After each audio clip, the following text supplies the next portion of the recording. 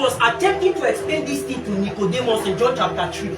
Because Nicodemus was the man well read, but yet didn't understand spiritual things. Jesus had to look for something that happened in the annals of history to explain this thing. He said the only thing I can liken to this born again reality called salvation is that, remember there was a time in the wilderness when snakes crept into the camp to bite the people of God. There was something those snakes introduced into their body system that caused them to die. And when they found out that we were dying, they cried out to Moses and said, alas! Then God told Moses to do something. What did he tell him to do? He said, raise a fiery serpent. Then Moses took bronze and used it to make what? An image of a serpent and hung it. The instruction was that if you look at it, you will live. Symbolic and a typology of the Christ who is going to be exalted through his crucifixion. That anybody who has been bitten by the venom of the serpent, which is the sin nature, the moment you look at it, it loses its essence and power and energy in your life. That the moment you look, the economy of death is brought to a stop and then life is introduced in you. Because did you notice that if snake enter your compound, the average thing you think of doing is to look for stick? Answer me now. Yes, sir. But they knew that this kind of snakes were not just normal. How many do you want to kill?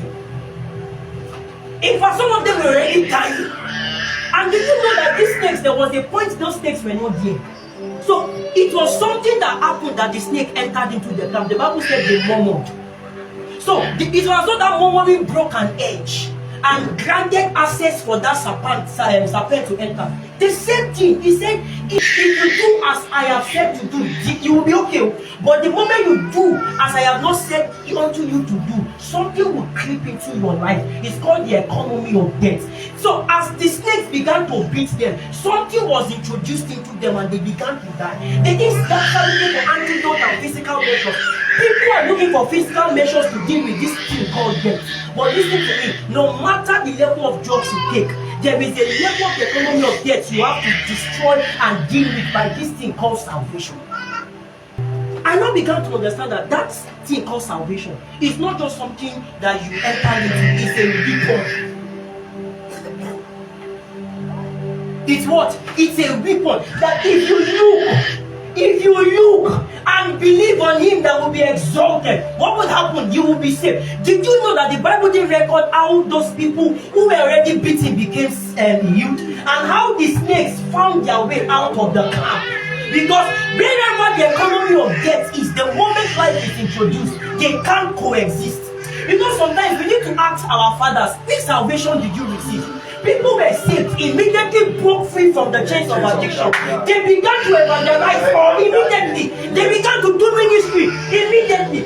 And today people get born again, they born again, they born again, and yet their life is still the same. We must ask, what is the salvation that these people experience? Paul met Jesus once. Immediately, he entered 3-day fast. You have been born again. Almost 5 years. 12 to 12, 6 to 12. Your body is still telling you one kind. We need to examine this thing called this way. But it was really not of that evangelist. He was not an evangelist. He just got born again. The scripture they preached to him was the soul that sinners shall die. Baba received this message and said, I want to go on missions. Entered into the village with only that scripture. Then the elders of the land, you know those powers, they came to him as a snake, as a serpent into his room. Baba looked at the stuff and said, the Bible says, the soul that sinners shall die. The field, the grass, the bush is your house. You trespassed and entered into my quarters. You have sinned and trespassed. And thus you shall die. The snake died though. And that was how his deliverance came. We need to examine this thing called salvation. Because we didn't see Moses doing a cadabraga to drive these things. He just said, look. As simple as it is, what? Look. No wonder that hymn writer thought it said, look and what? Live. One day, I'm trusting God that a year, I will teach on salvation. 1 year. I will teach on it. When people know, it's not just I believe I receive, I believe I receive, I believe.